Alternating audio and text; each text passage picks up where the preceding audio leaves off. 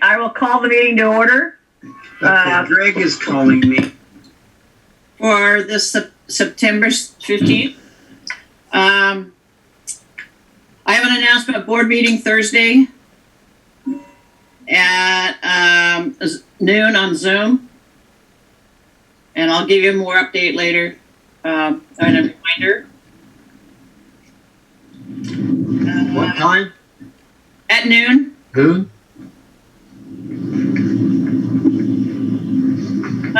Bob, Justin, do you want to talk about concessions since we didn't get to do it last weekend? What might happen this week?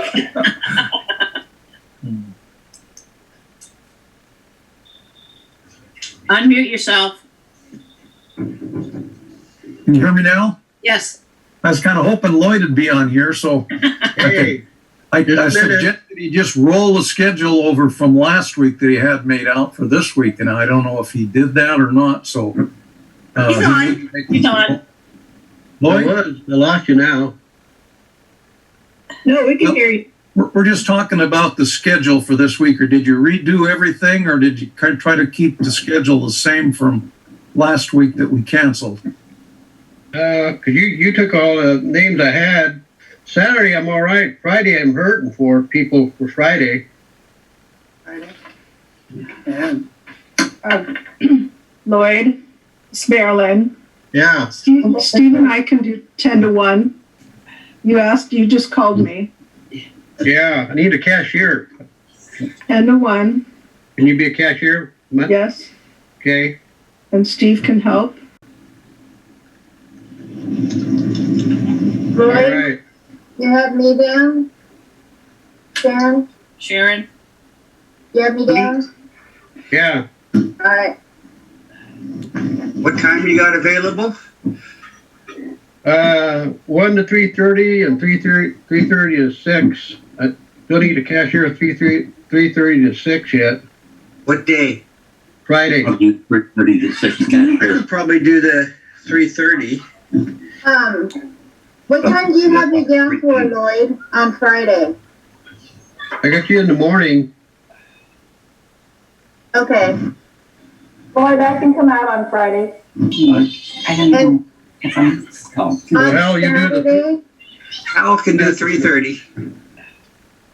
I will have to do 1. I don't know what happened. Lost you guys somewhere. From an MD. Hey. We have to give Greg Firth some points for attempting to try to get in 3 times. I'm pretty sure it's his fault, and he agreed, so he said he's going to town. He's given up. Lloyd, I can help either day. Cheryl, Okay. What shift do you want, Cheryl? don't care. 10 to 1 and 1 to 3:30, or Doesn't matter. Just put me where you need me. okay, put you down to 1 to 3:30. Got it. Which day? did you get me for Saturday at 1, Lloyd? Sharon? I got you down to 10 to 1. I think I need to change that because my son has to work until noon. So, and he Okay. said 10 to 1 then. 1 to 3:30. yeah, if Okay. that works. Yeah. Lloyd, Okay. what day do you have Cheryl in for? Minute. I don't know what happened here. Operator error. Okay. still there, Lloyd. Actually, Isla. So, Just remember, we can call our kettle corn as filters for the air. yeah. So you guys, Hey. what if for some reason you cancel, at what time on Thursday will you decide, or are you gonna wait till Friday morning, or? So Tom's out of town, so it's up to Louie, Bob, and me now. Okay. 'Cause Tom we're- won't be back for a while. I know, It made it sound like he'd be gone 2 or 3 weeks. 2 weeks. Yeah. 2 weeks. Okay. He left early this morning. Unmute. Lloyd, Oh, there's Louie.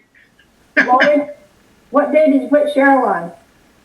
I got you down Friday, 1 to 3:30. Got it. Thank you. Yeah. And So, Hal, I got you 3:30 to 6 as a cashier. Okay. I don't so know if I can sit that long though.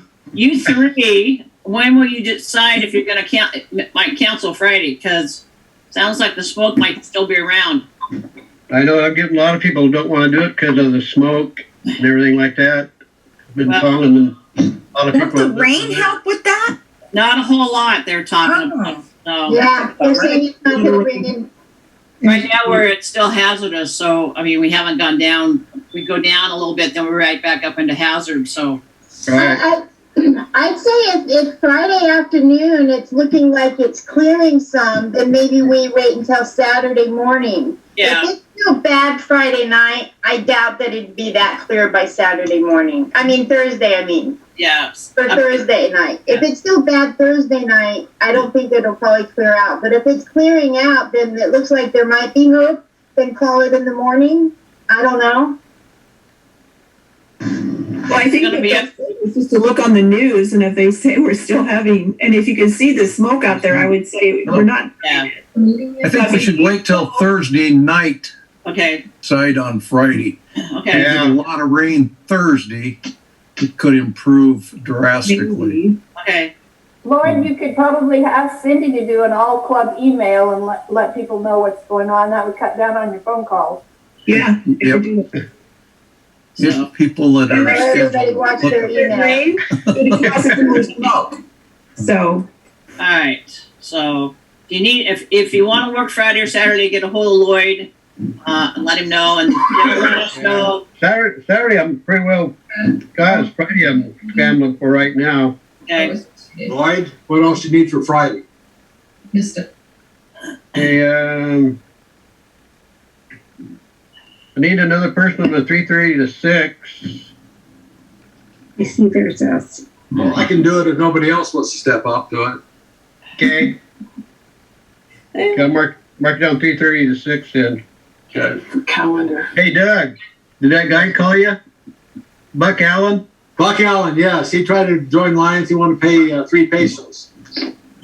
It's a long story with Buck. He's used to work for me. He has some medical conditions. He's back on his feet Yeah. now in Portland now. Yeah, sound like he's beat it all though. Oh yeah, he is. He's doing really well. He's working for Yeah. a security company down in Portland. Yeah, Somebody's dogs in the back, right? down there at the Whose dog is down that? City Hall down Okay. He's going to repay. He joined the club, and we forwarded the $90 for him to start, but he's not going to be able to be in our club, so he's going to reimburse us for the $90. And Yeah. we're not going to talk to him about joining a club in Vancouver or Portland, hopefully Vancouver, when the weather clears up a little bit. there. Hey, Meryl, I got you and Steve down for 10 to 1. Got it. You're Okay. cashier. You're All right. the cashier, Marilyn. Okay. You got it. Got it. Okay. Campotero, anything on zone? Here's some of the zone programs coming on. We've got governor's visits coming up, several clubs.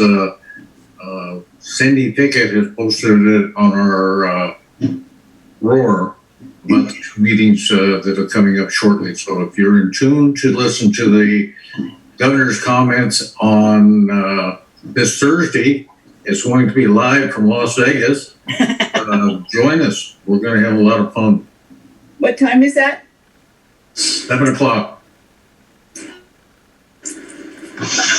All right. If you read the Roar, you'll find the times and the IDs and the passwords to get into it. Okay. Hey, anybody have any sunshine report? It's too cloudy. It's too foggy. You can't smoke. You can't see the sun. Oh, I just got out. Well, if you got a few minutes, even though Tom is out of town and unavailable, I believe today is Tom's birthday. It Yeah, is. it is. It would be Yeah. great to have us sing happy birthday to him, even though he's not here. Oh, please. Let's pass. There's another birthday coming up. I'll give you an excuse. Just saying. Okay. Okay. This is Saturday. Who's? This guy right here, Steve. Oh, Sweet 16 and never been missed? Never been missed. So you guys started. I'm not singing off tune. Happy birthday to you. Happy birthday to you.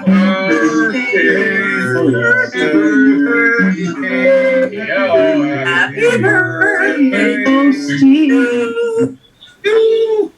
Happy birthday. Enough of that. Hey, I'm gonna turn our meeting over to our program chair, George Rader, and I have to get out and get back on because I had something happen on my Zoom, so I'll be back in a minute. So I will turn it over to George. Thank you, Madam President. I think that singing though chased away our guest speaker. Still here, I see him. Where'd he go? It's right there. Oh, okay, I'm back. Did you leave, V? I wouldn't blame you if you did, but. Well, I had a problem, but It's down there. it's taken care of. No, over here on the side. So, George, it's up to you now. This is a guest speaker. Okay. I'm waiting for my guest speaker to come back. Oh, I'm here. he's here. Okay. I'm here. I was gonna say, I wouldn't blame you for tuning out on that. Madam President Darlene and fellow Lions and at least one guest, it is my pleasure to introduce V. Godley this morning, this afternoon as our guest speaker. V likes to tell us that he's a fifth generation tobacco farm family from North Carolina. And like a lot of young men who grew up in the rural South, he's got it right. You know, he managed to eke out a degree in physics at North Carolina State, but not quite sure how he did that. He's worked in industrial contracting over the years. He's been a project manager in contracting. He's been a build and design development manager. He's been company president. He currently is the president and the chief development officer for Northwest Innovation Works in Kalama. He and his wife Lynn reside in Kalama, Washington. He's going to give us an update today on the progress with the Kalama methanol plant project. So if you would, please join me in giving a nice, warm, virtual Lions welcome to V. Godley. Hey. Thank you, guys. Thank you very much. And I have to start off by saying that if you see a little bit of drool coming down, please, it's not because I'm going senile. I spent 3 hours in the dentist chair this morning. But I do sound this way anyhow, so we'll get with that. What I want to do is share, let me make sure I can do this. Yes, we can do this. Your screen is on. All right, great. There we go. And we'll turn this on here. Oops. So what we're going to talk about briefly this morning or this afternoon is Northwest Innovation Works. I know you guys are all familiar with us. To George's earlier point, you know, we started this project back in 2013. And when we started this project, I moved out here December 3rd of 2013, actually, and have been residing here in Kalama ever since. And basically, you know, our mission is to provide global leadership at industrial scale to produce the world's cleanest methanol.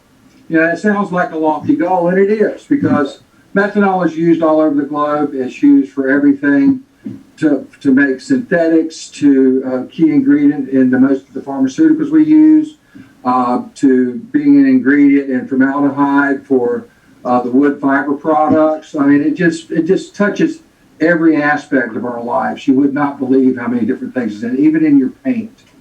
We're located here in Kalama, Washington. We took over the old port offices, and that's our corporate headquarters.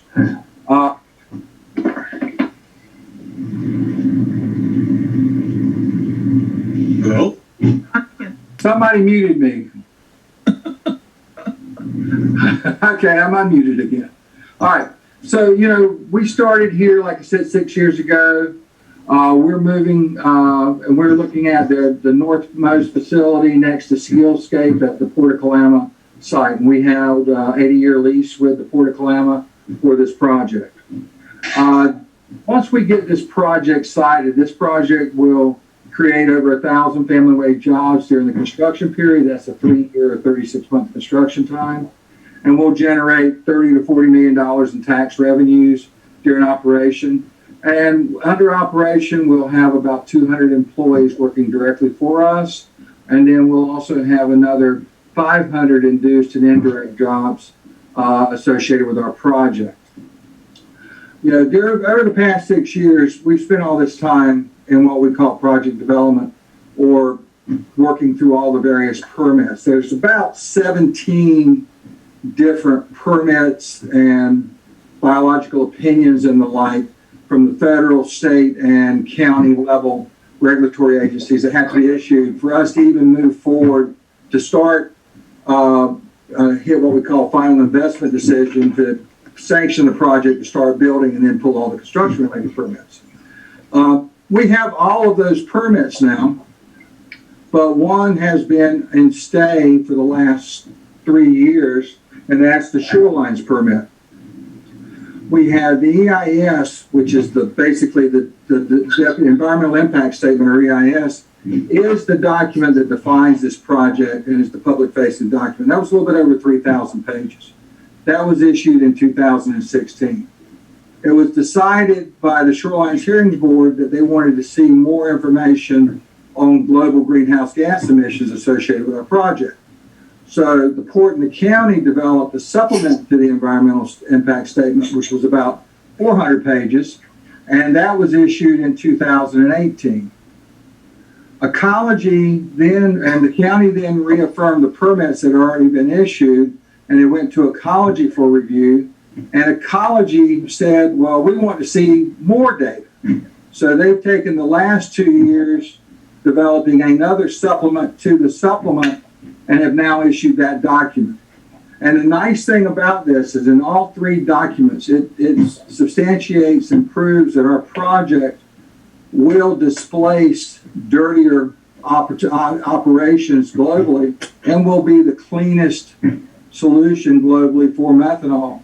In fact, it goes on to say in the Ecology's latest review is that if our project is not built, dirtier operations will be built in other locations.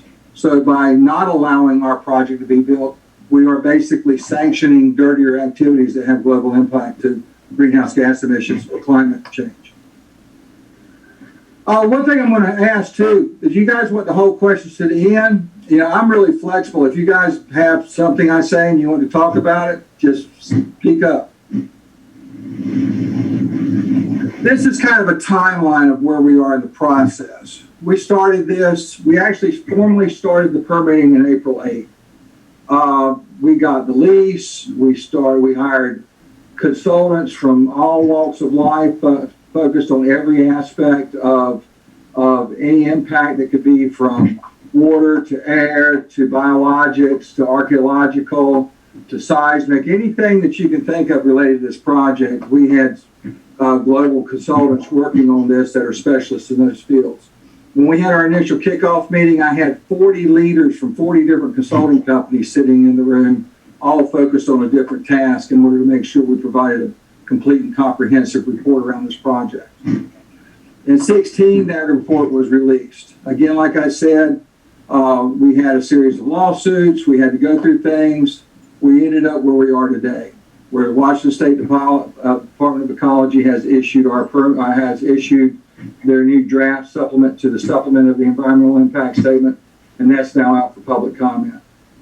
It's a good read. It's a good document. I hope you guys will take a chance to look at it if you get the time.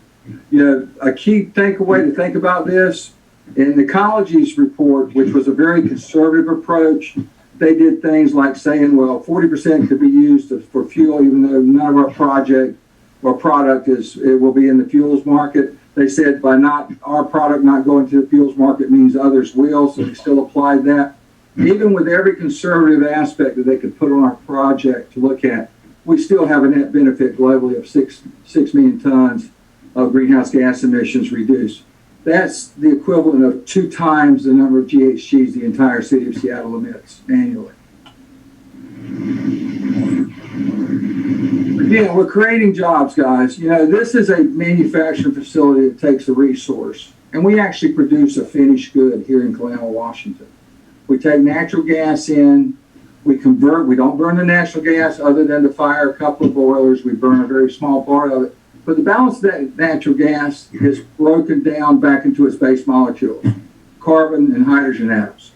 Then we inject steam in there, which provides H2O, and we break those molecules down. We then recombine all those molecules into a new slurry that becomes methanol. So that natural gas is contained through the process. We don't store any natural gas on site that comes to our system, just like the gas to your stove comes. When you turn on the valve, the gas flows. When not, it's stagnant. We turn that into methanol, which is then shipped to market. Methanol is an odorless, colorless, biodegradable product. There's no smell associated with our product. There's no pressure vessels associated with our project. We store it atmospherically. In fact, you can go to Amazon today and buy various quantities of methanol, and they ship it to you through the mail. You know, like I said, during construction, we're going to have over 1,000 jobs. Operationally, 200 full-time workers. The average wage, fully loaded and burdened, will be about $102,000 a year, excluding executive management. With executive management, that number goes up to 106 on average. Then also you have the 500 indirect and local jobs. So this is a 700 job plus opportunity for the county. We've also set up a partnership with the Lower Columbia Community College. One of the things we want to do is offer a portion of our job opportunities to people that currently have barriers to employment. So we're working with them. They're going to train up to 20% of our workforce. We're going to provide a wage to these people while they're going to school. We're going to pay their tuition, pay them a minimum wage so they can afford to go to school, and a lot of these are single mothers or whomever, and learn a trade that then we guarantee them employment. Now, they have to put in the work and the effort to get the job, but the job is there if they put that in, and we're giving them the opportunity and paying their way. You know, I think that's important. You guys all know how much issue we have with trying to get people into the workforce to help them improve their lives. This is something we feel like we need to do for the community. You know, our investment right now is in excess of $2 billion. It's a large project. It's the largest private investment ever made in the region. We have had an independent economic analysis done, and the county will benefit from $600 million in new local spending on construction labor, goods, and services. The approximately 3-year construction period will result in an estimated total of $625 million in indirect economic impacts. Again, tax base is $30 to $40 million annually. And one thing I think is important to note, when we came here, we never asked for one tax concession that wasn't offered, already sitting on the books for Cowlitz County. We don't have any special consideration for any taxes associated with our project. Now, a big part of our project is to confront climate change. We are here to make money, as everybody in business is. But if you can be, you know, a lot of people put either environment or economic impact, you know, economic stimulus. We're trying to put them together. We can be both environmentally responsible while being economically profitable and providing a good economic base to the community. You know, businesses in the 21st century have to take this approach moving forward. We can't just be one or the other. We have to be both. By trying to lead the environmental impacts into the 21st century manufacturing technology, we feel like this is the way that other businesses will follow. We want to be the company that produces, one, the lowest cost, being the lowest cost provider in the globe, and two, being the most economic or environmental responsible company around our product in the globe, and help lead this. One day in the future, as you see on other things, people are starting to pay attention to where the materials come from, what they look at. And we hope at some point there'll be the equivalent of the Good Housekeeping Seal of Approval for environmentally conscious manufacturing. When you look at this cell phone, you say, well, where did this material actually come from? Is this made environmentally responsible? You look at a solar cell, you look at a wind tower. All of those use the products derived from the products we make. If they aren't made clean as possible, then are you really doing all you can for the environment? Those are questions we want people to start asking. You know, to that end, we're using what's called the ULE technology. What that is we've taken a large gas-fired system and converted it, for the engineers in the room, converted it to a passive heat exchanger. So instead of having a gas-fired furnace, we use the heat coming off of a different process that's internally contained by firing oxygen and running that back across the heat exchanger and able to make our methanol that way. So we reduce consumption of gas, reduce the firing of gas, and that's how we achieve our lower impacts from a greenhouse gas emission perspective. In fact, our facility, in excess of $2 billion in an investment basis, is a minor air source permit. When we got our air permit, and they looked at, you have two types of air permits. You have the minor source, which is what the gas stations, the restaurants, those type of folks get. Then you have what's called the PSD, a permit of significant deterioration, which is what most industrial facilities get. None of our 400 contaminant pollutants that are monitored by SWACA rise to the level of a PSD. We're a minor air source permit. And that's a big deal.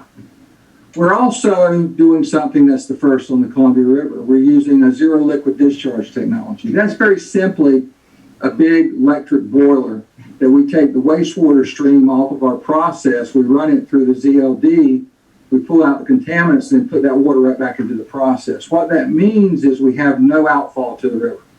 None of our product or wastewater has any reject water going back to the Columbia. When you ride up and down the river and you ride by plants, you will see most facilities having a flow of water out to the river. We don't have any of that. Ours is contained, stays back in the process. And we put in two systems in parallel so that we have 100% redundancy, so we don't have to worry about shutdowns or losing operational parameters.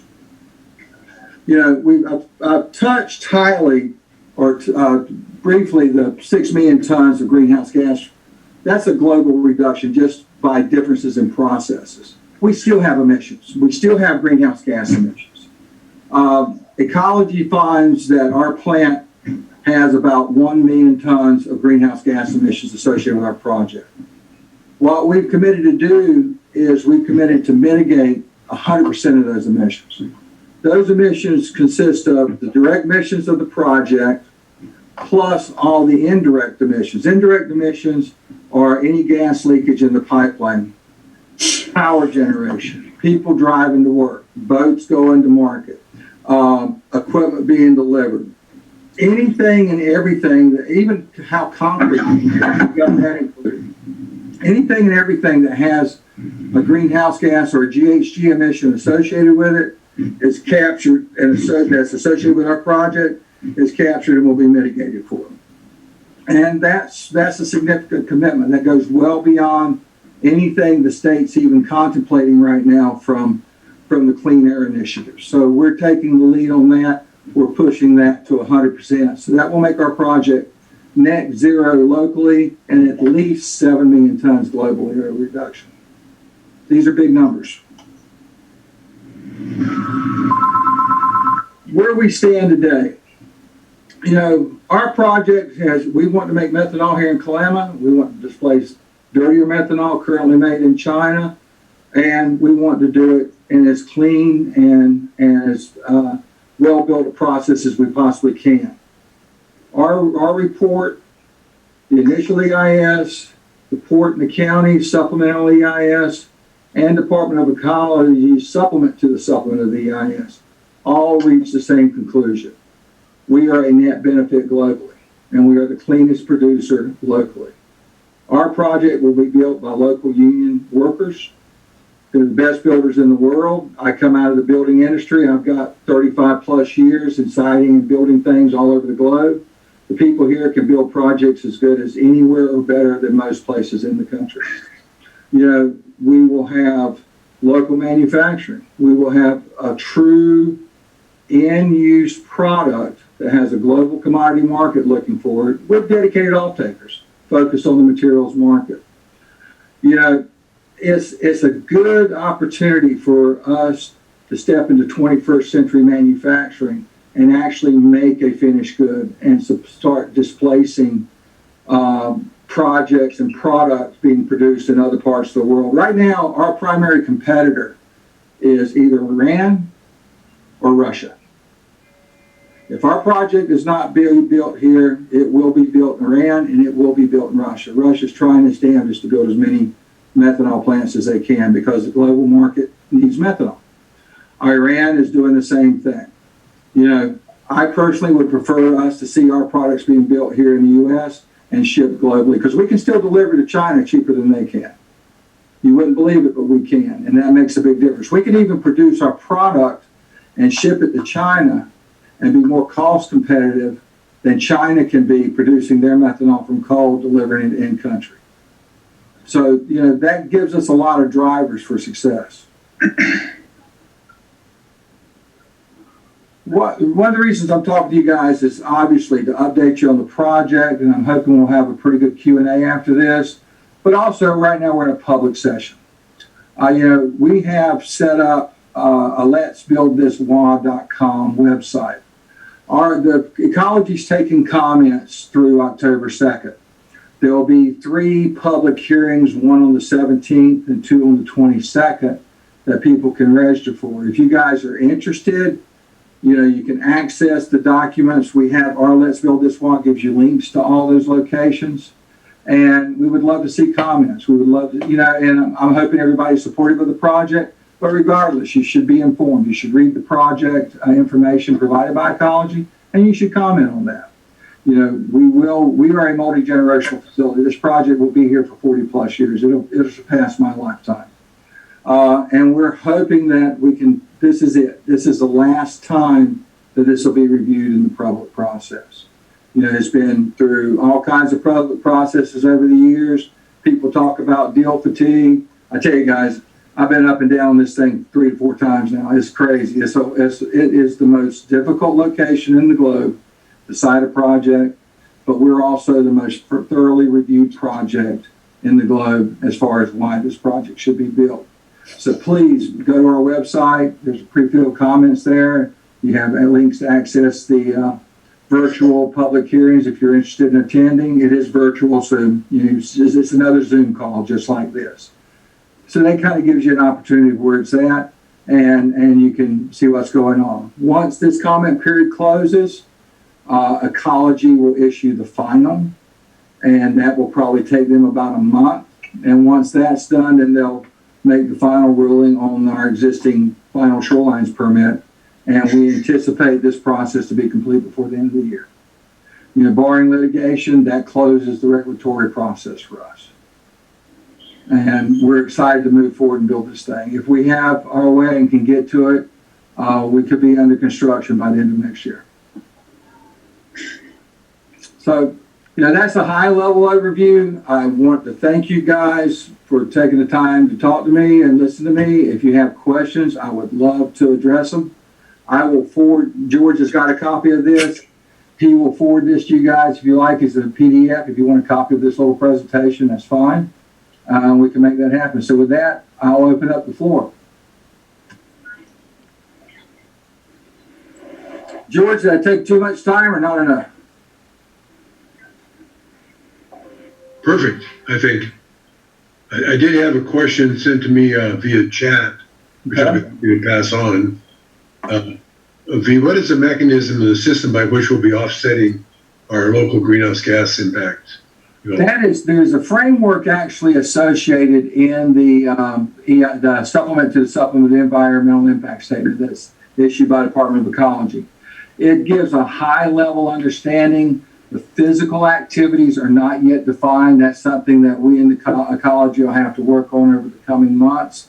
And that'll actually process will probably go through at least the start of construction. Unfortunately, Washington doesn't have a carbon market right now. They're looking to establish one. Typical markets that use offsets do things like plant trees, you know, put in charging stations, add carbon sinks throughout the state in various ways. You know, we've been pushing Ecology actually and the governor's office to get something established because there are commercial carbon markets in the country that have that you can go to. But what we really are hoping is that this money will feed into Washington State, because the jobs I'm talking about don't include mitigation jobs.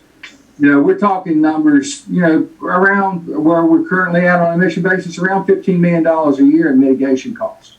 That money, if it can be applied to mitigation activities in the state of Washington, is nothing but another job creator. Southwest Washington should be our focus, but we've got to identify those different paths. And those paths are going to have to be approved by ecology, George. So I don't have as clear an answer as I'd like, but the state doesn't either. Well, V, this is Doug Harvey, District Governor. I have a question. Talk about litigation and objections. What does Columbia Riverkeeper have proposed for this? Well, Columbia Riverkeeper's already filed a challenge to the Shorelines Hearings Board. That's been sitting there in abeyance for about 6 months now. So once ecology issues, we'll immediately go to the Shorelines Hearing Board for review. And that'll happen in March of next year is what we're looking at right now. Obviously we feel strongly that will prevail because ecology is supporting the message we've been providing. But they are still opposed, without a doubt. Well, they're opposed to everything on the Columbia River, it seems like, so I wasn't surprised. Yes, sir. I mean, listen, I respect people's opinions and their focus on trying to be clean, but we have to prove that we can have industry that's also environmentally responsible. And the only way to do that is to do the exhaustive reporting and studying that we have done, and the tens upon tens of millions of dollars we've spent to support that, to prove that we're the right kind of project to be built here. Thank you. Mm-hmm. Well, V's a lot more gracious with the Riverkeeper than I am. Me too. Since I've lived here for many, many years, and I don't understand how a project that reduces greenhouse gas globally, plus we're offsetting, in addition to that, what we're generating locally, no river discharge, no trains coming in, no heavy traffic, raw material comes in through a pipeline, and we're selling it to China where we're spending all of our money now. Some of that money is going to come back and build up our local economy. That's just a triple win, a quadruple win. That's my opinion. Well, I agree with you 100% on that, but it seems like they're going to fight it anyway, at least from what I've heard. They are. We're committed. I guess, I don't know if you saw, we've got if you go to our website, we've got a couple of new investors. They've actually invested in the development company, as well as going to be involved in providing our shipping. All of our product is shipped to Asia, and the shippers, we have 2 shippers, MOL and Hafnia, one out of Japan, the other out of Europe. They bought in as part of the development company, and we're here for the long term. We're going to fight this thing. We're going to win this thing. We're going to build this thing. Good luck. Yeah. Okay, any other questions? Well, V, I'd like to say thank you very much for presenting to the Pioneer Alliance today. It was very informational. Thank you. Thank you. Appreciate it very much. Thank you. Okay, any happy or sad bucks today? We have a few minutes yet. Anybody? I have one. Okay. So my official happy dollar, or it's actually a sad dollar. As we were mentioning at the first part of the meeting, Dolly's out with another illness right now. It's called occipital neuralgia. Has to do with pain in the neck. Some people are accusing me of causing it. But we went to the doctor, and it has to do with some nerve blockage or some nerve problems in her neck. So she's just stiff as a board up there and very sore. So she couldn't attend a meeting today. So hopefully it should be better by next week. Okay. Anybody else with any happy or sad bucks? Donna?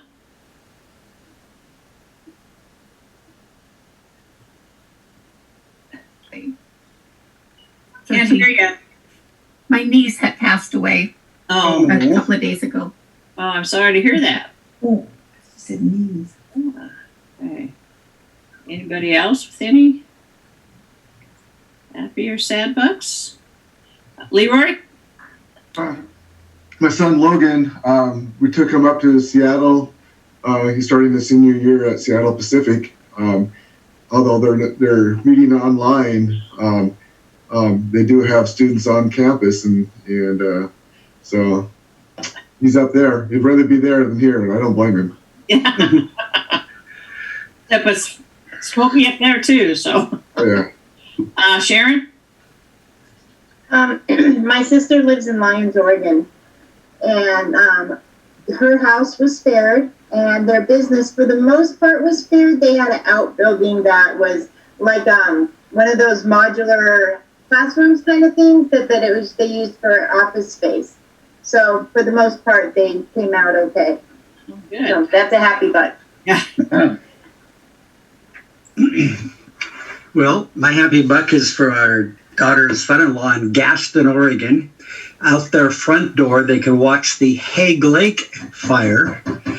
And out their back door, they could watch the Bald Peak fire. And they didn't have to evacuate. Bald Peak is 100% contained now, which was the closest one to their house. So. Good. Yeah. Ida? I'd love to give a happy dollar because my sister-in-law, who was evacuated, the sweetest lady in the world, the biggest slob in the world, was at her home, is now back at her place. Right, Ayla. Didn't lose anything. Nothing except my patience. Yeah, right. Well, that's a damn happy dollar. Yeah. I have a happy buck. Okay. Our son lives in Sweet Home, was on a level 1, but everything was fine. The air quality was terrible. His house is about 100 feet from the lake, and he couldn't see the lake. But everything is fine. Okay. All right, anybody else? Hey, I'll just review a little bit on some announcements. Board meeting Thursday at noon on Zoom. And if you want to work Friday or Saturday, get a hold of Lloyd. We have to kind of worry about the air quality and stuff. So Friday could be called off. We won't know until about Thursday night.